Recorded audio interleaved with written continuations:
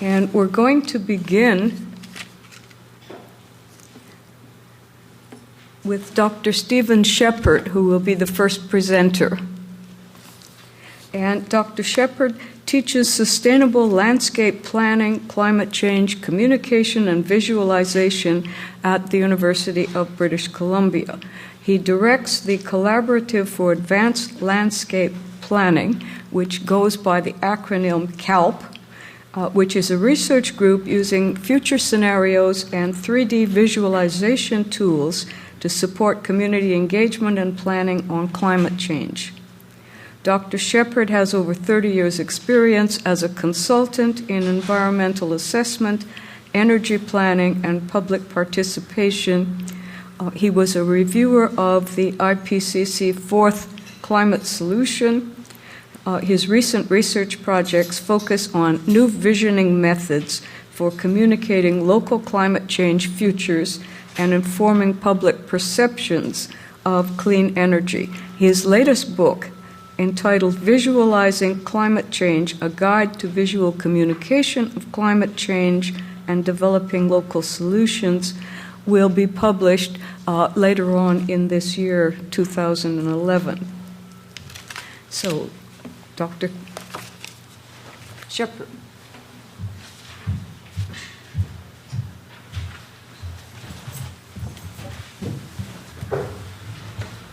Thank you very much, Gloria. Is that sound level okay? Hard to measure? Okay. I'm very happy to be back. Sorry I missed yesterday. I know there were very fruitful discussions on Tuesday, and I'm sure they've moved along a little bit, so I'm hoping to contribute to that movement a little bit. So for those of you who may have seen these slides, some of them on Tuesday, I apologize, but there are a few twists that are a little different this time. And I'm very happy to have a large screen, because we're big advocates for visual media, large screens. You saw how Al Gore did it. That wasn't by accident. So we're into the visual media here. So that's what the topic is today for my talk, is how we can bring together some of these things around aging in place particularly. And yeah, actually, if any way you could reduce the lights, it would be fantastic. It's not too bad. It's a nice bright projector. That's better. Yeah, that's great. So, what kinds of tools and processes are available, sort of toolkits or things that could support the engagement of the seniors in our community, but also to empower them as agents of change in those communities. And I wanted to give you a few examples from our experience where we've been working with communities and finding that there's a considerable power in this group that perhaps hasn't been focused on before. And just in terms of the visual media, the bigger challenge that we have with climate change is to modify our lifestyles, modify our communities, and so moving from sort of a high-carbon landscape like the ones we typically live in and inhabit. This is in Burnaby, but it could be almost anywhere. And moving those into a very different future that is much more sustainable, but also much more age-friendly. And so I'm sure you'll be hearing more from Larry Franks a little later on. He has a very similar theme, and we hope to work together on some of these ideas of changing our communities from within through empowering and engaging the community to be more accepting of climate change, a cooler place, a healthier place, and a more sustainable place. So a couple of points just quickly about connecting things in this big picture on climate change, how they affect the elderly, and really focusing a little bit on the special role that the elderly can play, not as victims or as those at risk, although obviously they can be, but also as major visionaries and movers and shakers. And what some of those visions for the future might look like, and particularly we believe aging communities and aging people have a serious concern about the future and might be more involved in that. And a little bit then on what kind of tools are available for them. So you will have heard, if you've spent time at the conference already, a lot about impacts on the aged and the sort of the inequities, if you like, as a community that is particularly vulnerable to some of the impacts of climate change. But we also have to recognize that as baby boomers, which many of us are, we have been largely responsible for much of the climate change that's going on, especially in Western nations like Canada, where our per capita carbon footprints are very high by any standards. But of course, we need to think about the solutions, looking at both adaptation and mitigation, and not looking at them as silos, because we have to protect ourselves. We owe it to ourselves to adapt our communities and adapt ourselves and our lifestyles, but also we owe it to future generations and the rest of the world to reduce those impacts. So we play a lot at UBC with sort of visual media to link things and make people look at things a little differently. And some of our research that's funded by the Pacific Institute for Climate Solutions is specifically to measure the effectiveness of various tools. And so simple visual disclosure we found has been quite useful, precedents from other places, getting people to reframe what they see. Yes, we all know about SUVs, but we could actually advertise what SUVs really do, which is put the miles per gallon on the sides of the cars, for example.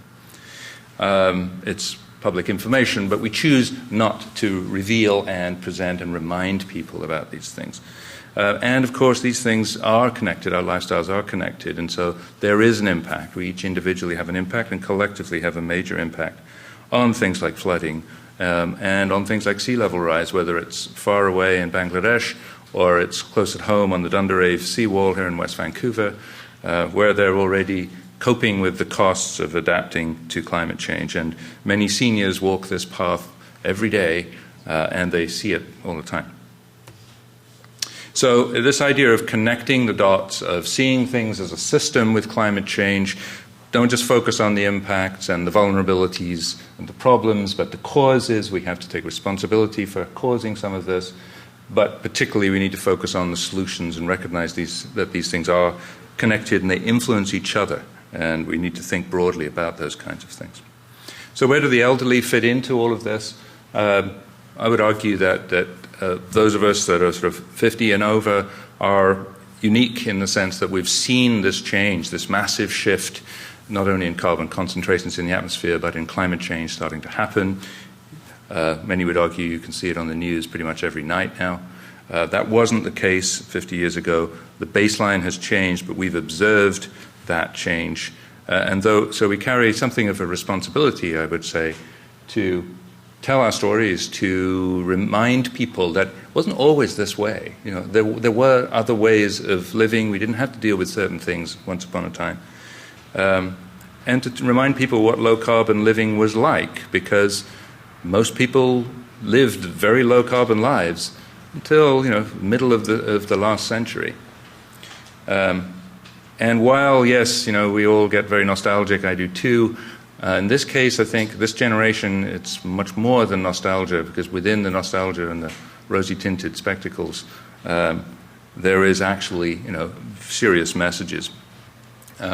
So, sure, a very nostalgic photograph of how milk was delivered when I was a boy in Croydon in England. This is exactly what we used to do. The kids used to run out and feed the horse apples. That was how we got our milk. But it was in glass that was reused. We put them back out for the milkman. Zero carbon, essentially, milk. Right? We don't have zero carbon milk anymore. Think about where you get your milk from. Right? We have to burn a lot of carbon to get our milk. It comes in plastic containers. So there are many ways to think about what these low-carbon lifestyles would be like, and how we might protect ourselves in the future that would be very different. And I think elders in general are obviously very keen on their legacy and have sort of, we become more far-sighted as we grow older. We perhaps develop this idea of foresight and taking the long view that perhaps wasn't very important to us when we were in our 30s and 40s and our 20s particularly. I have this discussion with my my teenagers and my 23-year-old all the time about perspectives on life. So perhaps the elderly can actually be sort of champions, and I think you've probably heard that theme a number of times over the last couple of days, that as elders we can be activists, we can be agitators, we can even get quite radical and confront our local community politicians with, well, why are you making that decision? Isn't that going in the wrong direction? And they have a lot of assets. They're well respected very often. Certainly in some communities, they have high-level contacts and a lot of influence. And often they have time and the enthusiasm that working folks don't necessarily get to do before they retire. So an example that came from West Vancouver, where I live, but this was a grassroots movement largely driven by elderly folks. It became a community dialogue on neighborhood character and housing because of discontent amongst the aging that they had nowhere to live in the communities that they had lived in for a long time. They could not age gracefully in place. They all lived in very large homes with very big energy bills.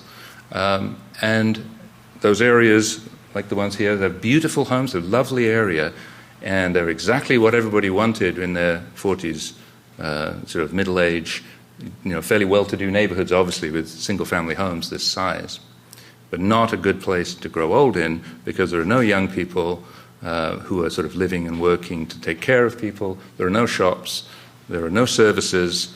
You've got to drive quite a long way to get anything, including a glass of milk or a pint of milk. So people got very upset about that, and they did a survey. They had a whole sort of action movement to engage their council. Many people were concerned about the changes in character, tearing down houses, building bigger ones, lots of construction.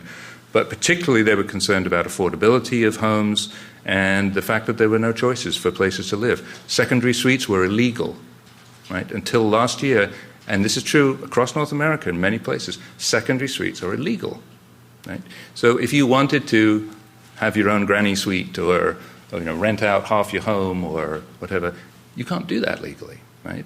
So our system needs to change, and these people were part of that change. Secondary suites, 75% wanted them. A lot of multi-unit complexes in single-family dwellings. It's not zoned currently for anything other than single-family dwelling.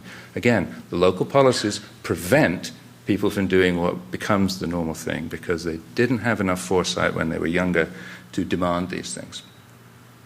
Other examples, this is one from the Cotswolds in Oxfordshire. Community enterprises, largely if not entirely driven by retirees and volunteers, to build, establish, negotiate, run, organize thriving enterprises like village shops. So where is this leading? Where do our communities need to go to sort of foster aging in place and meet other burning requirements? Because we have very urgent requirements, and those of you who are not from BC, we have quite radical greenhouse gas emission reduction targets. So this idea of what we call low-carb communities, low-carbon, attractive, resilient communities.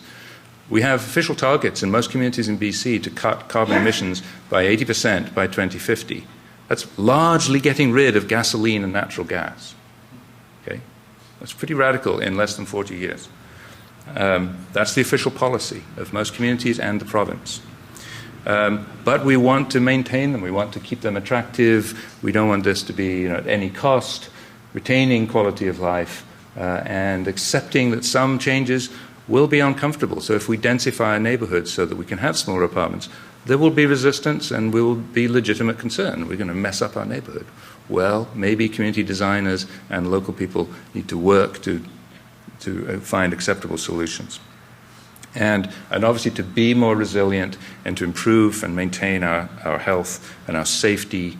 Things like forest fires in BC are a huge impact that disproportionately affect the community, the elderly community, as well as many other impacts.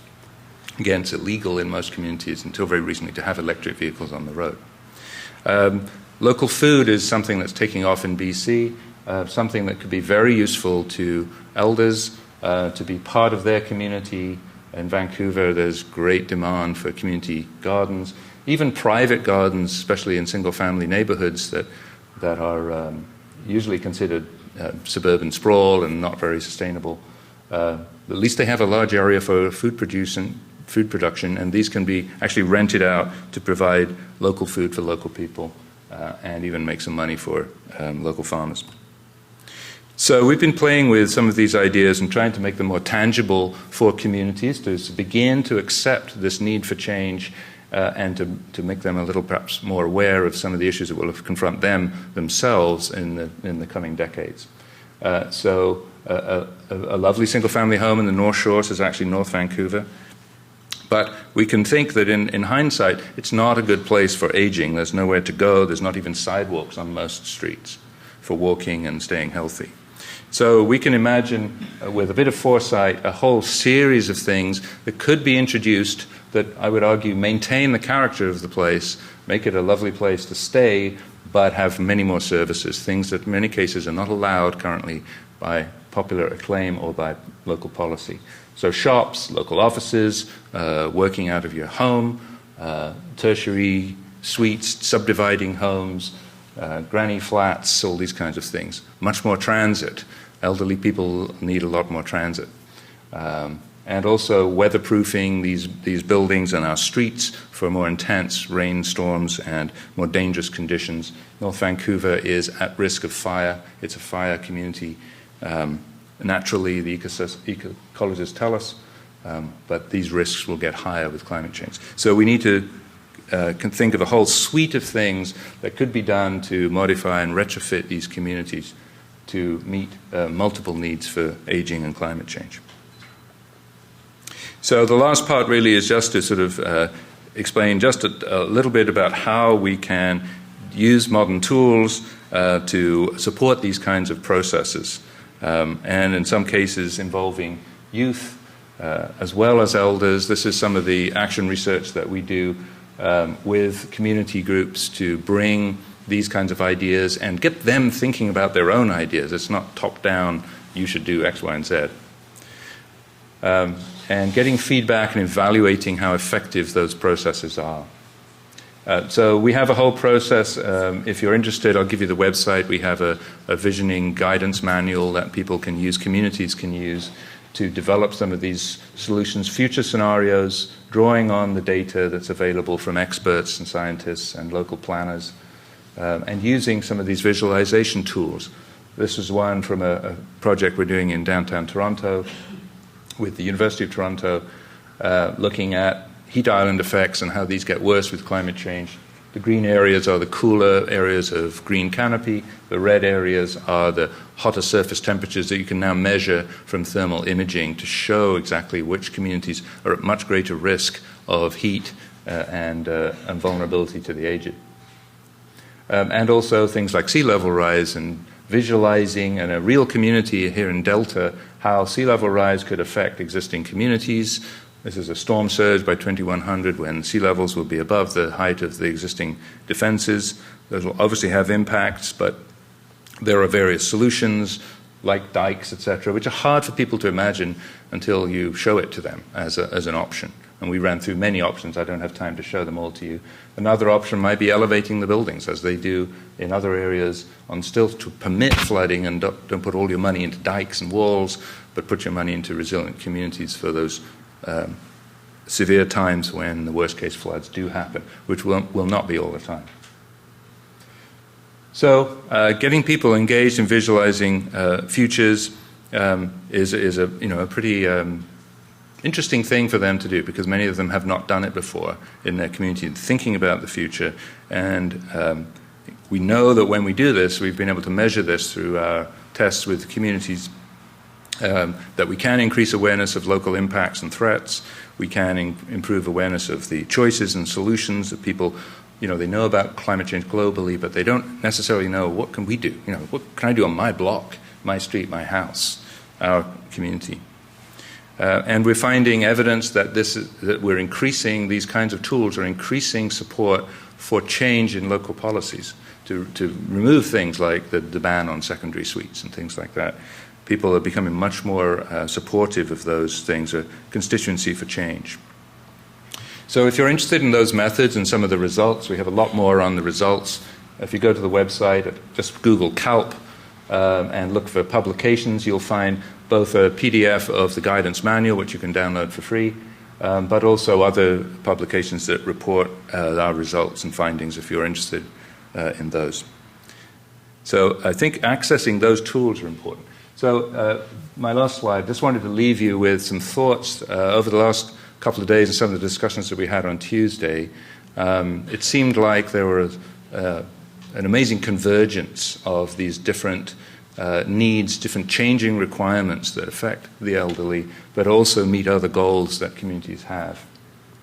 So I was just sort of speculating, and Gloria, we talked briefly about this on Tuesday, but the idea that perhaps, since we have so many disciplines that are now coming together, perhaps for the first time, to look at the perspective of the elderly, that maybe what we need to bring these disciplines together is some sort of action research program where we could pilot some of these things in real communities and look at retrofitting for a number of possible benefits. Aging in place, obviously, but also at the same time seeing if we can get those synergies with reducing carbon emissions, reducing our vulnerability to climate change, and also maintaining, possibly improving our health and quality of life.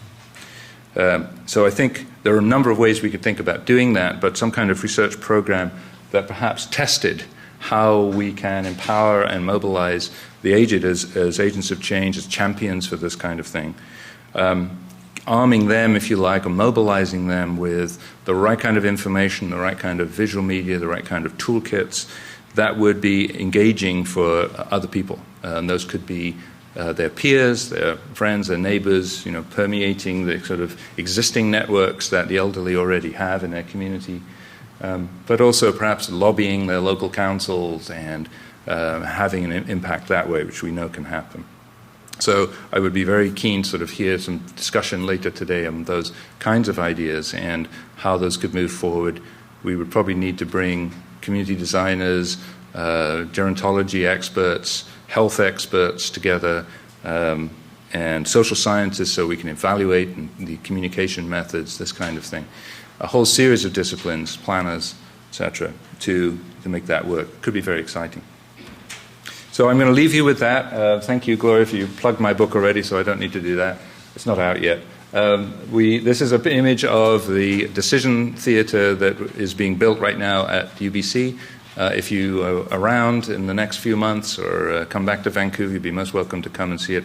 It is a place where we hope to have these kinds of discussions and engage community groups in a media-rich environment where people can actually explore their futures with the help of scientists and community planners.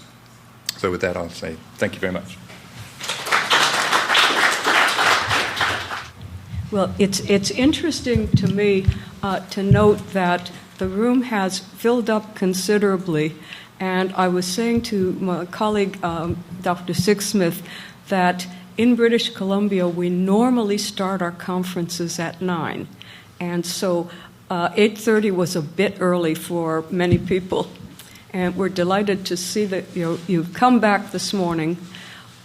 The program for this morning is on your chair, and we decided to switch things a little bit because there were a number of people that would have liked to have gone on the site visits, and it was not possible because of their timetable to do so. And so the two of the programs, the speakers this morning, are talking about projects that you would have seen. So the lab you just saw at UBC was on one of the site visits, and Dr. White will be talking about his lab at SFU in a few minutes. But right now, we also wanted to package together a number of programs that are made in BC. And so our next speaker is Jennifer Poulat, who is the Climate Change Adaptation Advisor with the Climate Action Secretariat in the BC Government's Ministry of Environment.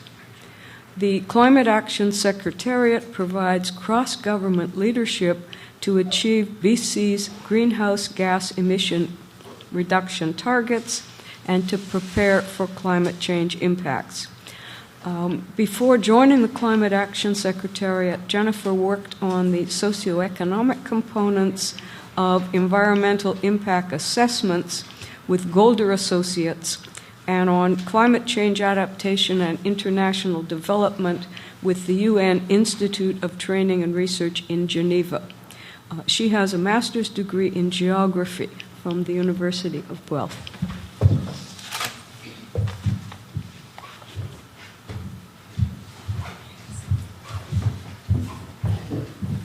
Great, thanks, Gloria. Nice to see everybody here this morning. Like Stephen, for those of you who are at the think tank, some of these slides will be familiar, but I've also tried to tweak them and add a little bit more information for everybody so that there's some new things in here. I'm going to talk about BC's government policy on climate action. I was specifically asked to come here today to talk about adaptation, but I'm also going to sort of situate it in sort of the broader context of climate action in BC and what we're doing. So, through our discussions, I think it's pretty clear that climate action requires both reducing our greenhouse gas emissions but also, adjusting what we do to manage and prepare for the unavoidable impacts of climate change that we'll see. And a lot of the times, actions on mitigation and adaptation might be neutral to each other. They're good things to do, but they're fairly neutral to each other. Sometimes they can actually work at cross purposes to each other. So adaptations might increase greenhouse gas emissions, for instance. So there might be trade-offs to consider, and sort of those conflicts need to be avoided where possible. But a lot of the times, there's a lot of synergies between mitigation and preparing for climate change impacts.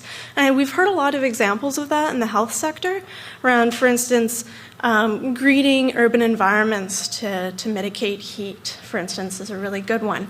They both meet adaptation and mitigation goals. So, as you may know, the BC government has committed to reducing our carbon emissions by 33% below 2007 levels by 2020.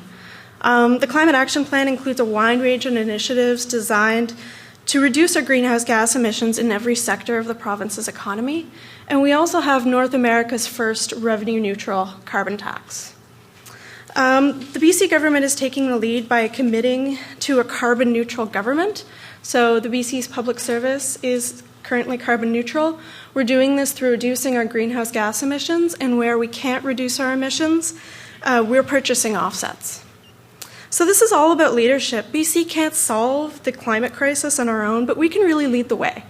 So by taking risks, demonstrating success, and showing that a low-carbon economy is possible, profitable, and sustainable, we can have an influence that's much greater than the size of our province.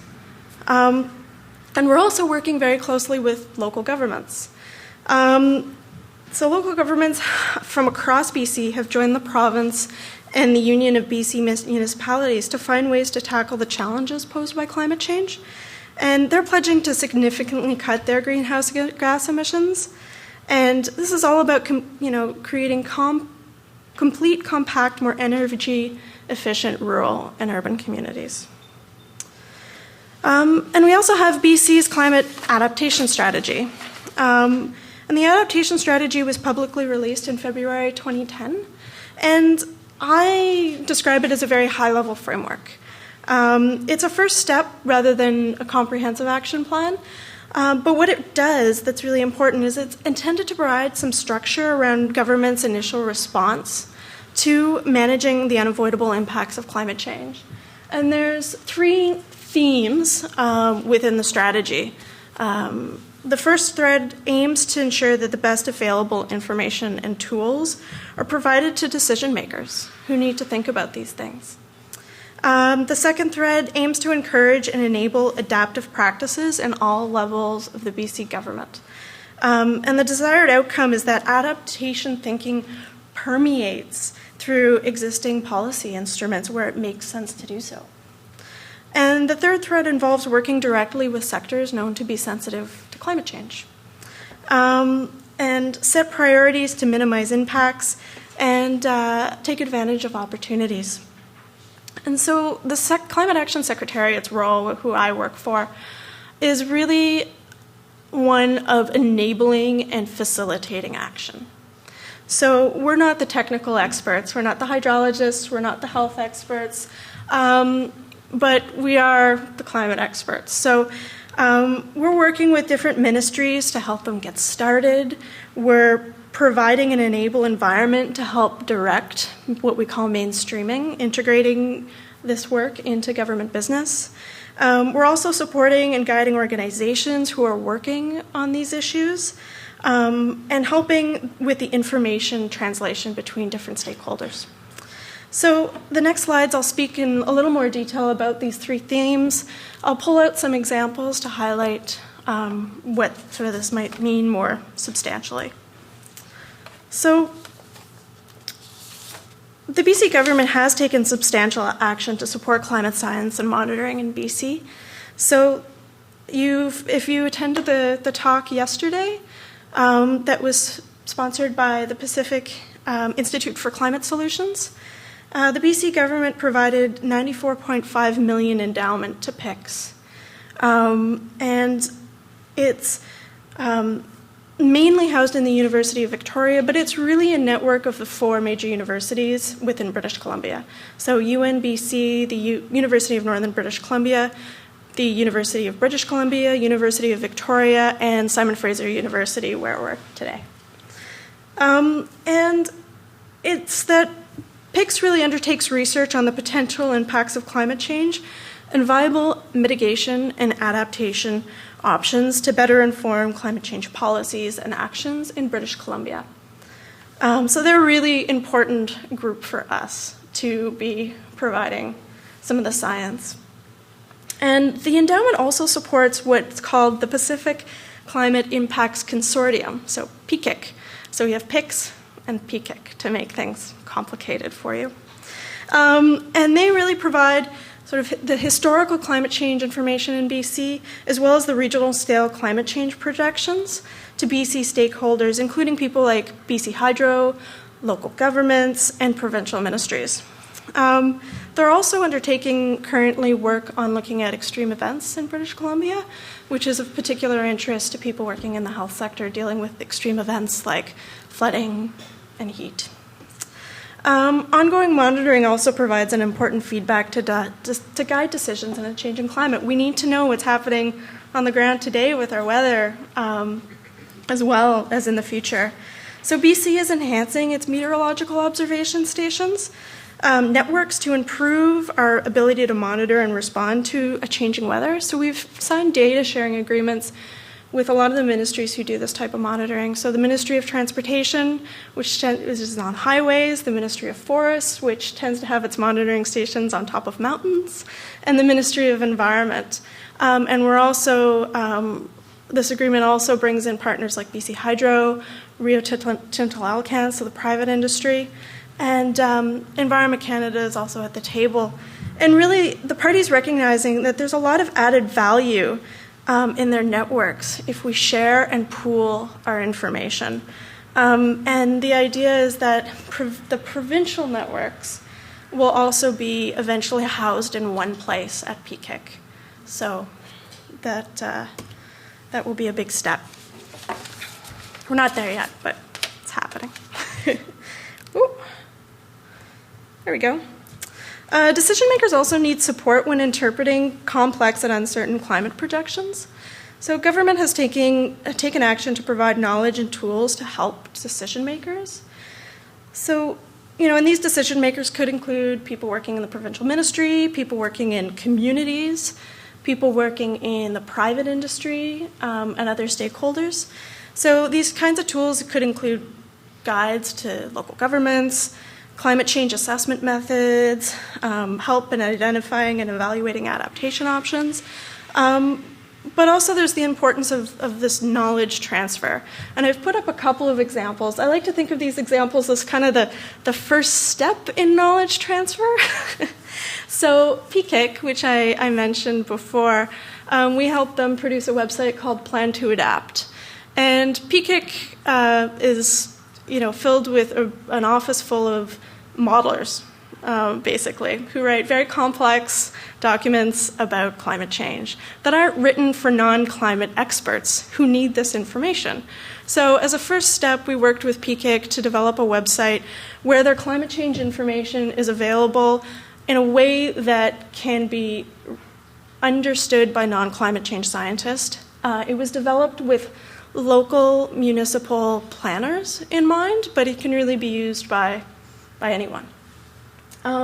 So there's information at a regional level about historical and future climate change in British Columbia, and some information to help people with interpretation.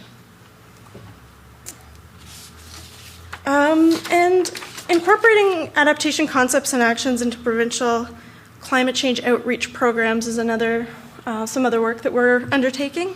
And this isn't just about informing people about climate change, but it's really about providing space for dialogue. It's really, about sharing information and growing our BC champions on climate change, because they're the ones actually on the ground doing the work, making the decisions. So engagement is really key to moving forward. And we've got a number of different mechanisms that we can use to do this type of work. Whether that's face-to-face or online. Currently, a lot of our work is currently on using new online social media tools. We've got things like an online community for climate action leaders. I like to think of it as kind of a Facebook for people who are working on climate change in BC. But we may be missing an important segment of the population here who aren't using these kinds of things. So we need to make sure that we're reaching out through a number of different forums so that we are reaching a whole wide range of different people. And seniors are very good about mobilizing around issues that are really important to them. And they're very engaged in the volunteer sector. So, there's a real sort of value, a huge population of potential climate champions in BC that we haven't really engaged with yet. And being here at this conference for the last couple of days, I've starting to get a lot of different ideas about how we can better do that.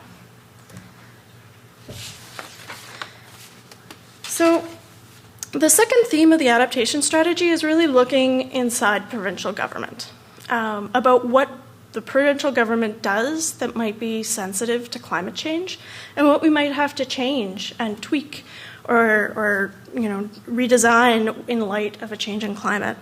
So all ministries are now required to develop an understanding of if and how climate change may impact their business.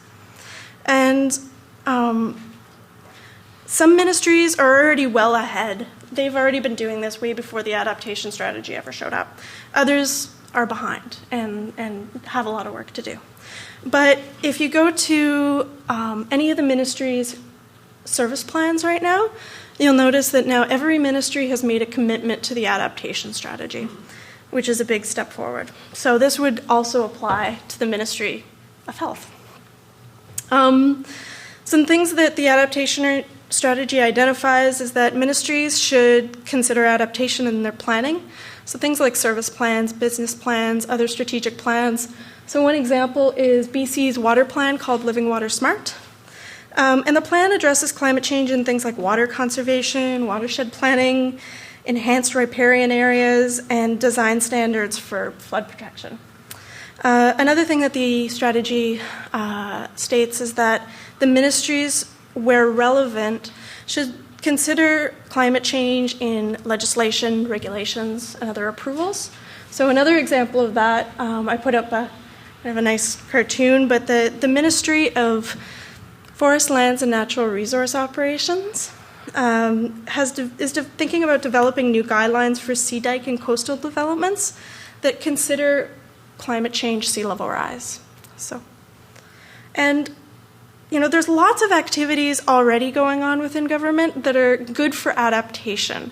Things like public health surveillance, emergency preparedness.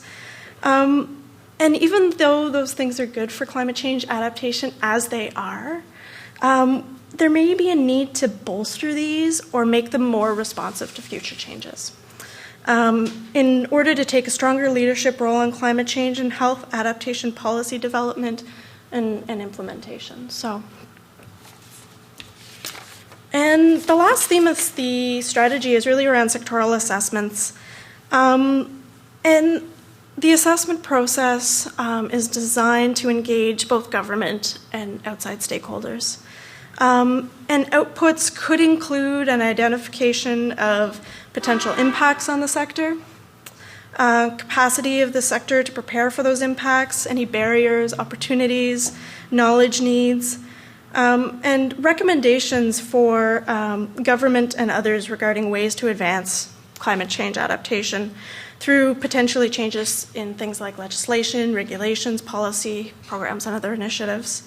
And the approach for each sector is really going to be very different based on where they are already, what their needs are, where the stakeholders are at, and what their capacity is to engage. So, sorry about that. There we go. So the examples that I've got on this slide are quite diverse of things that are, I kind of call them assessment-like. They are very, very different processes. But the Ministry of Transportation is working with Engineers Canada to take a look at their infrastructure vulnerability. The Ministry of Forest and Range, through the Future Forest Ecosystem Initiative, evaluated climate change impacts on forest and range values. They reviewed management policies in light of climate change, and now, because of that process, are investing in research to fill the identified knowledge gaps that they identified through that assessment process. There's an agricultural assessment underway. It's an industry-led assessment that is government-supported. And they're looking at sort of the agricultural sector's risks and vulnerabilities to inform adaptation planning for the industry. And it's a multi-stakeholder initiative, so it's partnering with the Climate Action Secretariat, the Ministry of Agriculture, as well as PICS, who's involved in some of these.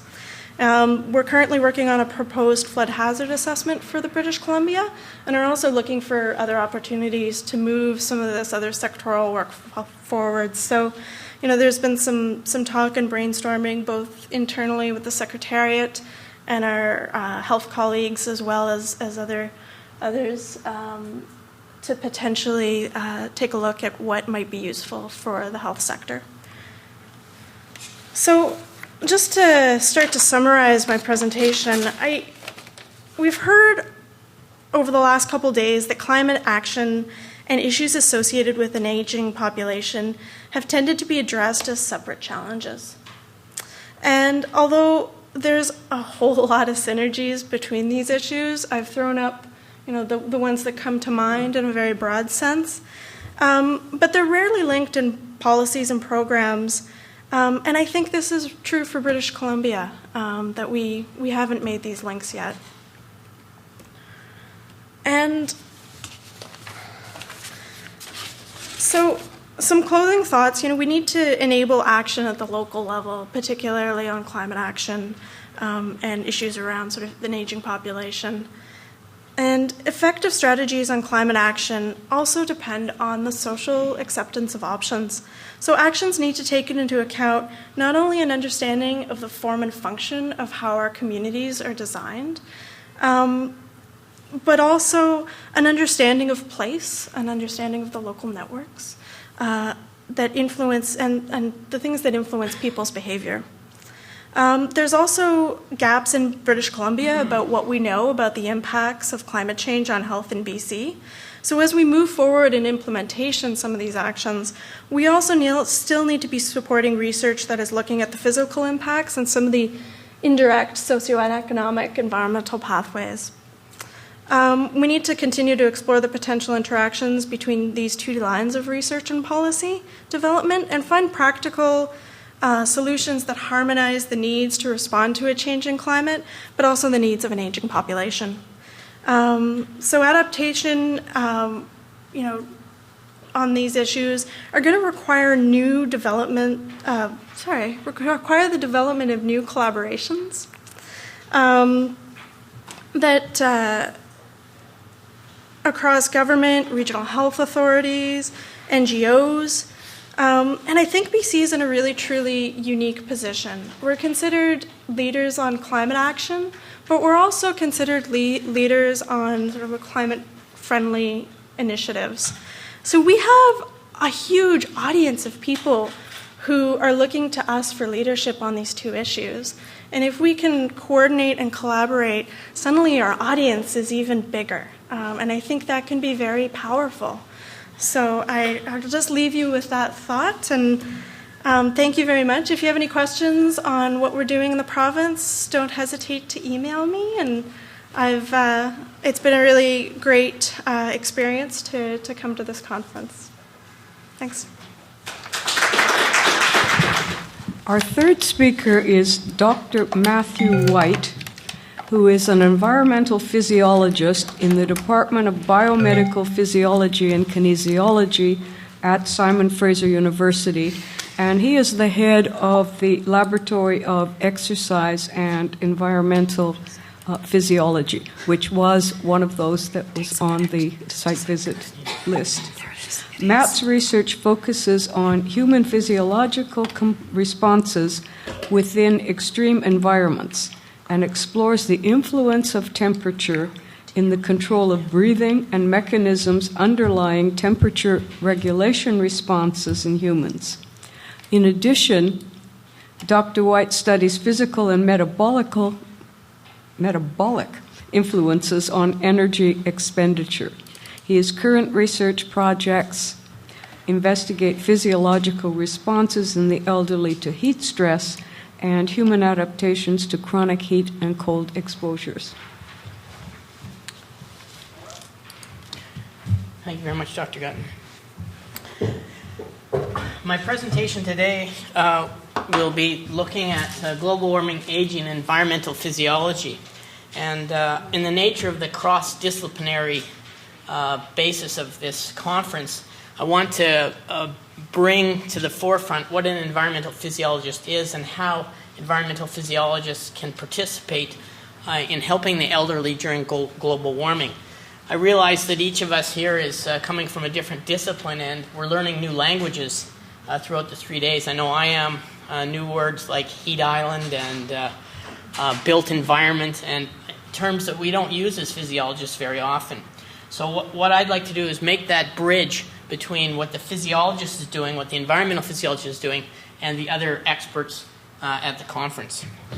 As Gloria mentioned, I'm at Simon Fraser University, where we have a laboratory for exercise and environmental physiology, and I'm going to try and turn a little bit of physiology Greek into physiology English for you.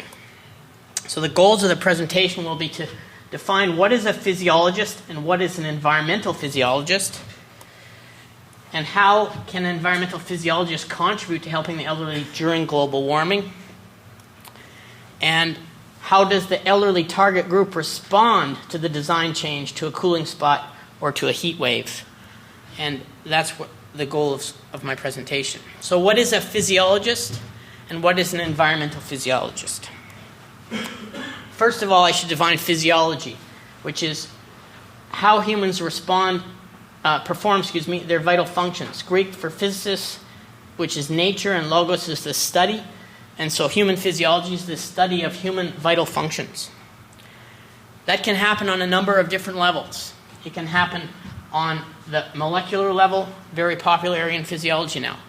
There's not much use of molecular biology for a design engineer. We can move to the cell and study cellular responses. We can study organs and organ systems and the whole body. In our environmental physiology lab, we study whole body responses. We're referred to as an integrative physiologist, and we follow human beings during environmental stresses. So environmental physiologists study physiological responses in extreme environments. Heat, in the cold, at altitude, at depth. At Simon Fraser University, we have a very well-equipped facility for studying individuals in these conditions. Chronic adaptations to heat or cold, bringing out individuals to altitude or to depth in a hyperbaric chamber. So physiological responses and adaptations are what environmental physiologists can study. So We can do this to hot and humid environments at different levels from the molecular to the whole body integrative level. For the purposes in my lab and for environmental physiologists at SFU, we're studying the whole body integrative level. So examples. Here was my best guess at describing a heat spot, or a heat island, I should say. We can measure individuals' acute responses in controlled conditions in a heat island. How do we do that? We have a climatic chamber, which is shown here, which is at Fraser University. We can create varied climatic conditions where the elderly human responses can be closely monitored. We can vary the temperature, the humidity from 0 to 95%. We can vary the temperature from minus 20 to plus 50 degrees Celsius. We're in the midst, fingers crossed, of being able to upgrade this facility to improve those conditions and be able to study greater ranges of temperature. Individuals sit inside the chamber and they're closely monitored throughout an exposure, so we can create a very controlled environment and study their responses. These are some examples of acute as well as chronic responses to heat. In our symposium yesterday, we had 3 environmental physiologists or 3 thermophysiologists that talked about different human adaptations to heat. Here, we can look at the sweating rate, the heart rate, and rectal temperature or deep body core temperature given as a function of days of acclimation from 1 to 17 in a group of individuals. What we notice is the sweating rate increases from about 400 to about 525 after about 2 weeks of exposure. An extremely important response is the sweating response of individuals. It's our main heat loss response. How does that sweat rate change in the elderly? How does their ability to adapt change? These are the kind of questions that we can answer. Heart rate responses on acute exposure here, we see heart rate is up at 160 beats per minute. And just after a few days, the heart rate is decreased by almost 25%, down to 100 and, or about 1/3, down to 120 after exposure to a hot, humid environment. And body temperature, deep body temperature, from about 38 or almost 39 degrees on the acute exposure down to closer to a resting body temperature with this kind of adaptation. So thermal and cardiovascular, CV here is cardiovascular responses, improved in normal age individuals, also improved in elderly individuals, but many questions remain as to how they adapt to these environments. What about field work? We have a nice laboratory that we can bring people into, and I think that's pretty boring for a design engineer or for somebody that's studying the city. Well, we now have sensors to quantify physiological responses. They're miniaturized, they're inexpensive, this allows ambulatory monitoring, and they're wireless. Here are some examples. We can use this device, it's called an Actical, to assess walkability design changes. It gives a combination of heart rate and motion with an accelerometer. This is a very small device, about an inch by inch, 10 or 28 by 27 by 10, I'll stay metric, millimeters. So something that fits on your wrist, can be worn for several days or even months of individuals living in the environment that has been modified. And we can assess how they're responding in these conditions. Here's a sample field record. Day 2 to 7 is given here. Energy expenditure is given here. Time is given along the x-axis or the bottom axis. And we can look at the different amounts of energy expenditure, different periods of the day for a given individual. These can be put on several individuals living in a given city or a section of the city and looking how before and after design change they're responding. Very effective tools. What about for heat stress? How do we measure responses of individuals? Now we have ingestible pills for measuring deep body temperature. So this is a wireless core temperature about the size of a contact C, And this is just a validation graph of the pill temperature against rectal temperature, which shows us a linear relationship with a strong correlation between the two temperatures. So continuous core temperature monitoring over a period of about 6 to 8 hours is possible for individuals who are walking and living in a city. Surface temperatures, which are often related to perception of a hot environment, now can be measured wirelessly.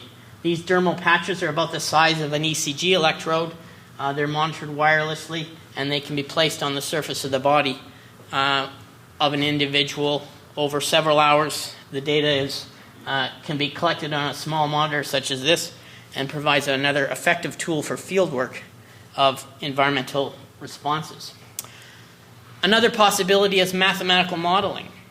I know we've had some presentations from mathematicians in the group, and indeed, a mathematical model can estimate and predict body temperature responses, human level of comfort or stress, as well as level of exertion or perception. With that, that mathematical model, provides can be validated and refined with data that the physiologist collects. The mathematical model is only as good as the data that you can validate that model with. And the environmental physiologist or physiologist can provide that data so as to validate that model. It may be that it's unethical or too stressful in some environments to predict or to measure those responses, and as such, a mathematical model can be useful for that scenario. Another possibility is GPS monitoring of the elderly movement as well as physiological responses. Last year they held the first Grand Fondo from just a few blocks away from here, a bicycle ride to Whistler, 120 kilometers I think it was, and they monitored about 5,000 cyclists. I think the goal this year is to have 7,000 cyclists. Each one had a GPS tag on their ankle, on their bicycle, and a huge group of cyclists that are monitored simultaneously. Likewise, at Whistler Blackcomb, children, when they're at their ski lessons, are monitored with GPS tags. So for any worrying parents that are wondering whether or not their child's going to come back, they can monitor them on a minute-by-minute basis. So how does this apply to our situation? For the elderly, we can employ GPS to monitor their movement on walkways in the built environment while assessing physiological responses. We can get time and position of individuals as they're walking through the environment. Question that might be answered is, was a design change effective at giving less physiological stress?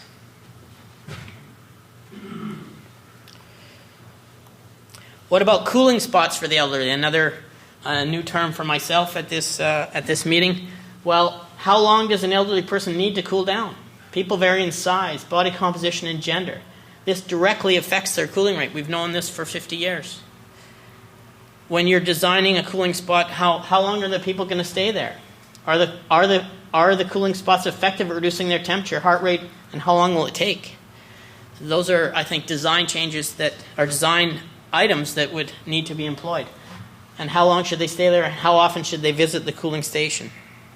So environmental physiologists can answer these type of questions effectively. What about fitness and aging? We've had, since we were very young, a strong message that fitness is good for us, and we know that there's many benefits of fitness. Better responses to acute heat stress, we know individuals respond better. They sweat earlier on, they sweat more, they conserve their electrolytes, all beneficial responses of fitness. We have improved adaptation to heat acclimation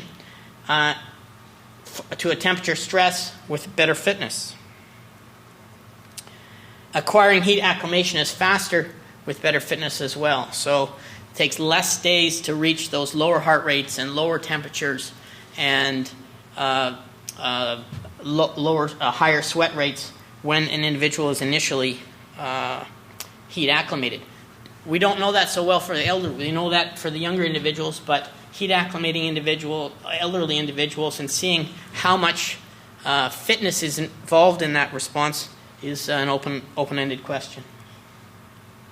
So assessing fitness of the elderly in a lab prior to and following design or built environment changes is a realistic and important goal. So I'll leave you with a statement on future directions, and I'll give you a proposal. I'll say that cross-disciplinary research that includes environmental physiologists would be a benefit to any project. I'll suggest to bring an environmental physiologist into your group, project, or study so as to allow assessment of the elderly responses to a new living environment, a city design change, or to predict with a mathematical model what changes can be anticipated. And we know there are readily available and inexpensive physiological monitors that environmental physiologists can employ to assess elderly responses during these times of global warming. And finally, let environmental physiologists help the elderly live longer, healthier, and happier lives.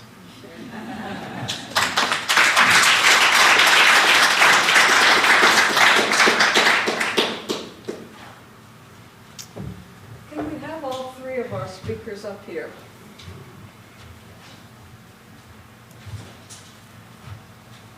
Questions, comments? People in the audience, this is your chance.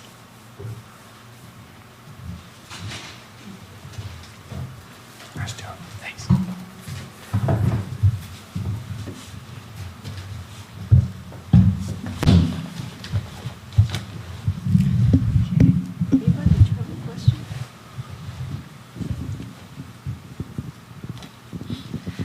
My name is Eva Wadolna. I'm a planner by profession and member of Vancouver Seniors Advisory Committee.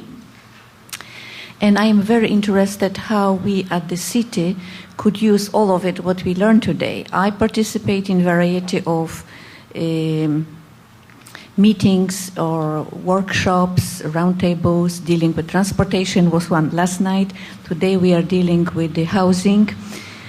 And I'm very pleased to see at this conference actual convergence of variety of trends and global events.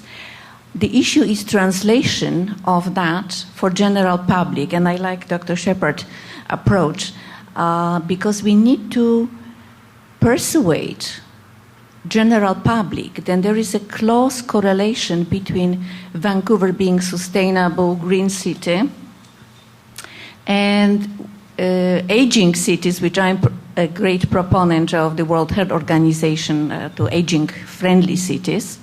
There is also another movement toward compassionate city coming up from Dalai Lama Institute in Vancouver. So there is a variety of approaches and how we can kind of create platform for public participation that will convince people, then we need action.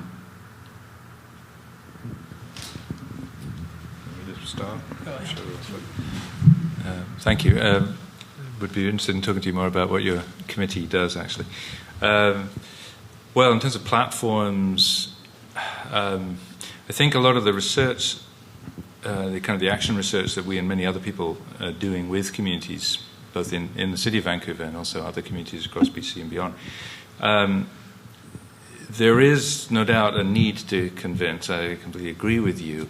However, I think the most effective ways have been to provide platforms where people help convince themselves, and that there's a sort of finding a platform, I think that's a good term, where these different sort of lines of information and help actually come together so that the communities or the networks are creating some of the action responses rather than it being purely a sort of top-down, one-way kind of thing.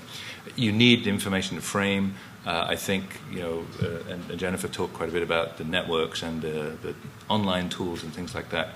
But I think you also need the sort of the face-to-face kind of thing. And again, to borrow from what Jennifer was saying, I think at the local level, whether it's a block or a neighborhood or a community association or whatever, that's a very powerful frame. I think actually you've done a lot of this work, Gary, as well. Frame for then bringing that discussion together because it's supremely relevant to them. It's their family, it's their friends, it's their network, it's the things they see around them. And a lot of these other things come together in that place. So if you could find, I guess that's why I was suggesting the idea of pilot groups, could be neighborhoods, could be a block actually, would be really interesting. Get a block here to think collectively about these things and talk about it, and bring in the expert, bring in the physiologist, bring in the city planner, bring in and they gradually kind of build it and put it in their terms. But I think you have to speak to them in their language, on their ground, connect with the things they're already doing to be as effective as possible. And then that's a rich place to bring in new information. Yeah, I'm just going to build a little bit on what Stephen said. Providing that space for multiple people within the community and within the local government to come and set priorities and think about solutions, I think is very powerful. And we have a lot of communities within BC who are doing this or have gone through the process. And one of the things that we've been really supportive of and trying to make sure happens is that the processes are being documented in some way, and there's some reflection on how it went, what was successful, because communities really also love learning from other communities, and they've all gone through different processes based on the context that it happened in. So there's lots of great examples out there of how this has happened. For instance, in the Columbia Basin, there's a lot of examples. The city of Saanich has done some interesting work, the city of Prince George, so Delta as well. Stephen's been working with the municipality of Delta.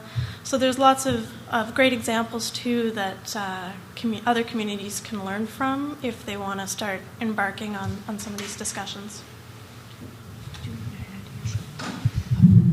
I think what I'd like to add is now the funding for any scientific research, an integral component of that is knowledge translation and involvement of community groups.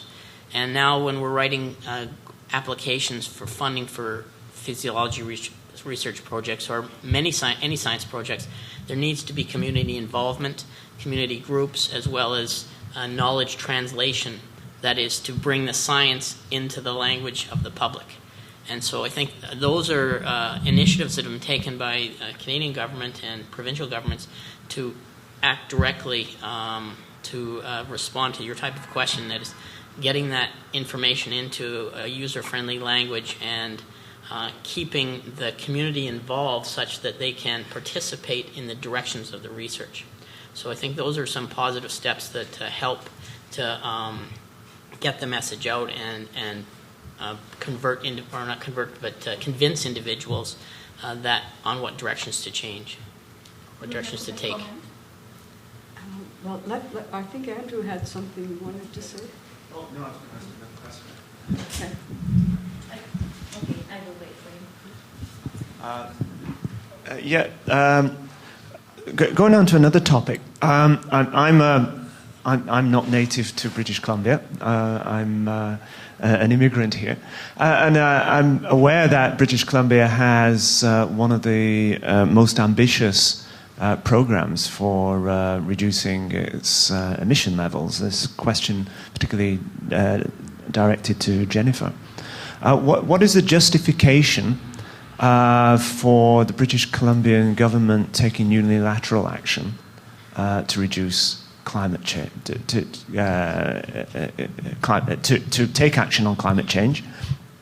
And given that the objectives are very, very ambitious, what is the likelihood of meeting those objectives, given that Canada has one of the highest per capita carbon footprints in the world? Well, I don't think we're acting unilaterally. I mean, we've taken a big step and sort of said, we'll be a leader, we'll push forward and set some really aggressive targets. But other places are doing this as well, and we have strong partnerships with WCI through the cap and trade process with states like California and whatnot. So I feel like we're not on our own here. That there are lots of allies and partners as we move through this challenge. Whether it's likely or not, whether we'll meet them, these are very ambitious targets. The actions that are outlined in the Climate Action Plan that we currently have don't get us all the way there. we'll still need to be developing policies and actions that keep moving us forwards towards our targets.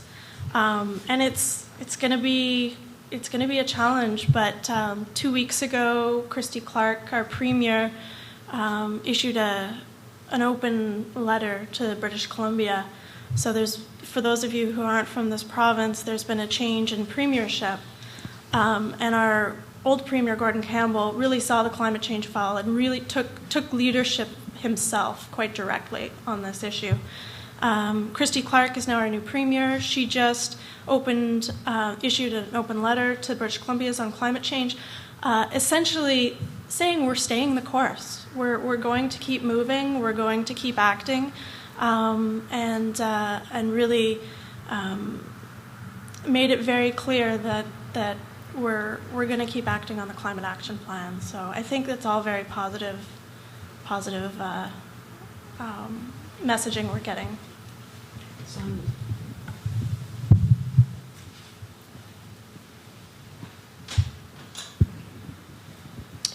Following that theme up a bit, the UK government has announced some also very ambitious targets. Not quite as ambitious, I don't think. As far as I remember, it's 40% reduction by 2030, although someone might want to correct me on that. And they seem to be very committed to changing behaviour through what they call nudging. I don't know if people are familiar with that as a behavioural, an approach to behavioural change, but I would be interested to know from the panel whether you think we have the luxury of taking that kind of drip approach to such an important issue.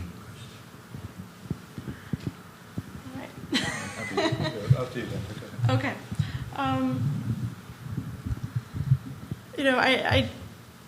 I don't, I'm not very familiar with what's happening in the UK right now, and but I think BC has really taken on a bit of a portfolio of regulatory action that doesn't fit into the nudging bin, if I interpret it quite right, and also doing a lot of nudging. And a lot of that nudging as well is, communities like to be leaders, local governments like to be leaders, they learn from each other, they build on each other, and we're really using that network to sort of care and feed our climate change champions, and to really bring others on board as well. So I think it's a bit of a mix in British Columbia. Yeah, it's an interesting question. I think that, as Jennifer said, there is a combination that's certainly going on here and it needs to go on. And so I subscribe to sort of the nudge theory that you've got to get people moving and small steps are a good place to start. I think the key is, though, to maintain some vision of where you want to get to. And in other words, add up what the impacts of the nudging are and say, okay, we've done really well, but now we need to ramp up a bit to the next level. And I think it's an issue of cumulative nudging, or nudging from many different directions, so that you sort of triangulate the information, and wherever people turn, it actually becomes easier to go in the direction of the nudging and perhaps taking larger steps than the risk is that you do a little thing and you think you've done enough. I think it's the one action bias that you get in the psychology of climate change, is that we recycle, so we've got to be green. Well, great. Where are the other 35 things that you've got to do? So nudging isn't enough, but I think nudging that measures and sort of comes back and relates back to where you're trying to get to, and okay, we've got to take the next step now, I think is really essential. I'll try to speak loudly. Kathy Sykes from the US EPA. I think it would be really interesting for Stephen and Andrea for the video. All right, sorry. Kathy Sykes from the US EPA. I think what we saw visually, both from Matthew on the physiology changes in older people coming back to baseline after an extreme heat event, merged with the Photoshop that Steve has, where they've got real people, not just the design physical change, and Gloria take it to the aging network, could be an incredible, powerful tool to educate folks about the impacts on the ground for people and the environment, just as an idea of the integration. And maybe that's what you're planning to do when you open up your center. Well, it'll be a forum. Forum, okay, we're sorry. certainly very open to those kind of collaborations. We'd love to do something. Yeah. What a brilliant idea. Tim, there was at the back. There's two.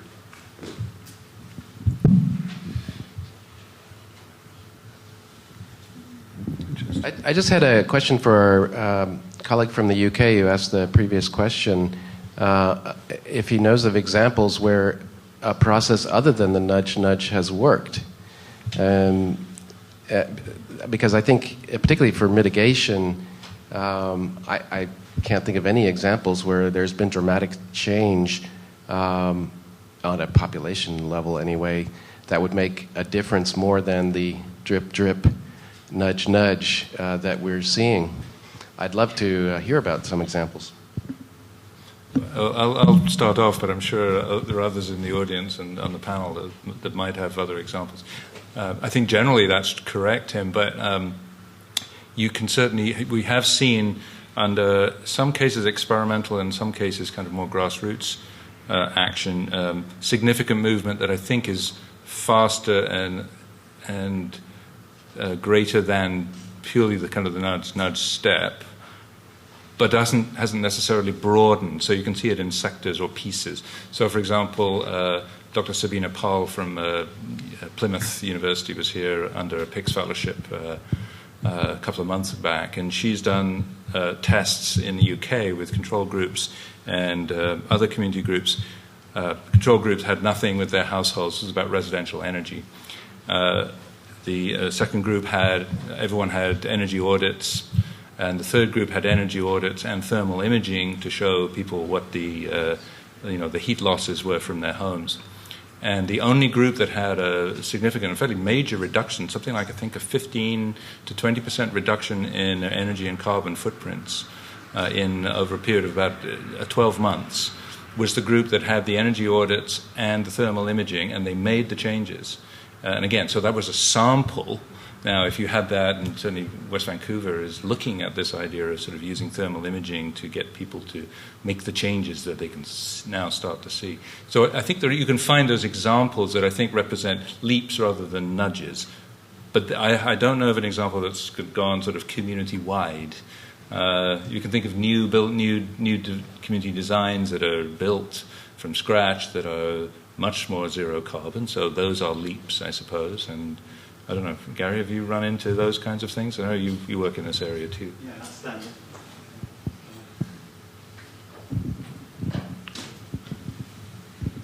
I've been working with communities to try and encourage them to change their behaviour. So it's happened at the community level, at the kind of small group level.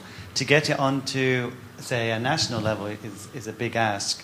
But what I found is that, yes, you can look at energy, or you can look at transport. And I've done projects where we use social marketing, personalised information, providing information to the individual to persuade them to change their behaviour, that individual working in teams, providing them with incentives. And that works, but the question is whether that behaviour is sustained over a long period beyond the project. For example, one project we did called Intelligent Travel, where we persuaded people to reduce their car use. So over a 6-month period, at the end of that period, after giving them information and incentives, they were walking more, they were reducing their car use, and you think that's great, the project's a success, and that's where the funding ends. Yeah. But then I thought, okay, I'm going to go back a year later and see what actually has changed. And we found that during a year later, their personal circumstances had changed. Some of them were ill, they needed their car. Other people had died, other people had moved away, and other people had reverted back to their old habits and behaviour. So the whole kind of behavioural change aspect in terms of, low carbon living or greener living is quite a challenge. And I think the way I'm doing it now is that you can what I did was knocking on doors, asking people, do you want to reduce your carbon footprint? And some people who are already green said, yes, that's really interesting. Other people said, I'm not interested. And so it's about communication, how we sell a message to a population to show them that the vision of a low-carbon future is one that is more equitable, more friendly, and to sell it as, I think now, a better quality of life. And that's what I've concluded, to sell a better quality of life. If you ask someone, do you want to improve your quality of life? They're not going to say no. If you ask someone, do you want to reduce your carbon footprint? They'll say go away. So I can tell you more examples, but that's my next project. I'm trying very hard to bring two concepts together, which is energy, that's what the project's about, reducing energy, but how you can put energy in a wider context of quality of life. So I can tell you more later. I guess it's a question of what you call a nudge and what you call a major, because I totally agree with this, but I would call this the drip-drip approach, and that the real advance would be if you took that project, Stephen, and the government adopted it, right? That would be that would be my other point, is if the pilots or the communities that do it first or the actual research projects that show that it works can then get picked up and institutionalized somehow. And I think we have that opportunity in BC in a way because we've got a frame that's already there. We've got targets, we've got municipal targets, but some of those connecting points aren't altogether made yet. We'll take the one comment at the back. Yes, this has mostly to do with physiology and modeling. But I might follow up on that last question in my response. Okay. Most modeling, most measurement is done on healthy individuals, but particularly with people over 65, the majority of them have got chronic health conditions, and they're taking at least 3 prescription medications and over-the-counter ones, all of which are mostly implicated in thermoregulation because they have to do... in other words, a much lower temperature can bring on heat failure and stress, and much faster. And so I'm wondering how that plays into any attempt to measure the significance of cooling stations, because frankly, I don't think they work for most seniors. Indeed, a very relevant question, and one that is provides not only a challenge for physiologists, but a challenge for the clinicians who are taking care of these individuals on the multiple medications. The challenge for the physiologist is when you're designing a study in the elderly to look at how they respond in the heat. You have a ethical review, you have medications that aren't allowed, and your population is rapidly decreasing, or your sample size is rapidly decreasing as individuals coming in. So sample selection is a big challenge for studying the elderly. One of the possibilities is to study healthy elderly individuals, to select healthy elderly, and say, well, by default, we study healthy elderly individuals, and that's our, if you like, our normative data. From there, we go and start studying individuals on medications. There, we need to work on clinical projects in teams with clinicians, so as to look at how different medications, individuals on different medications respond in different conditions. That's really the only way to proceed with elderly individuals that are on medications that have diseases, and it's not the exception, it's the norm. So the Grand Fondo is an example of, if you look at the number of individuals that were in that bicycle ride in top fitness, who completed, I was amazed at the 50, 60, 70, 80-year-olds that are completing this in just a few minutes less than the top cyclists. So there is a healthy population out there that we can study. It's accessing them, which is the challenge. And once we've established the normative data in this elderly healthy population, then working with the clinicians to screen out the drugs and look at how individuals on different medications respond in the hot environments. And if I could just finish up on the follow up on the last question of the drip approach, I think was an interesting example, which doesn't respond exactly to that, but maybe it's a example that can be used to show the benefits and encourage people to change. For Beijing, Olympics, we heat acclimated the Canadian men's field hockey team to prepare them for the hot, humid conditions that were anticipated for Beijing, renowned for its hot and very humid conditions that make physical activity very difficult. So we went through the heat acclimation. The Canadian men's field hockey team, who were an underdog, went well heat acclimated to find that the conditions were actually quite nice and not humid. The government shut down industry a few weeks before the events started, before the Olympics started, and as a consequence, the emissions were reduced. The temperatures in Beijing were more moderate. There was less humidity. So that's, I think, just an example by chance that shows how big of a climate change we can anticipate in a big city like Beijing by shutting down, I don't know what percentage it was, but a high percentage of the industry. And that might be used as a marketing tool, if you like, to encourage individuals to change their behavior and governments to change their policies such that they can improve the climate in the big cities. Well, I think we've had a very interesting presentation this morning, and I think we have achieved our objective of wanting to showcase to this international audience that there is political will in this province, that we have within our universities some very interesting tools and developments that are coming along. And I can't resist, as a quantitative researcher, to say that although we have had process evaluations of many of these things, both in the age-friendly cities and in the climate change sectors, what we have not had up to now, and what I think Matt offers an opportunity for, is to get some of the hard data that will speak to, does it really make a difference in terms of the individual person, where we actually will be able to get strong before and after measurements.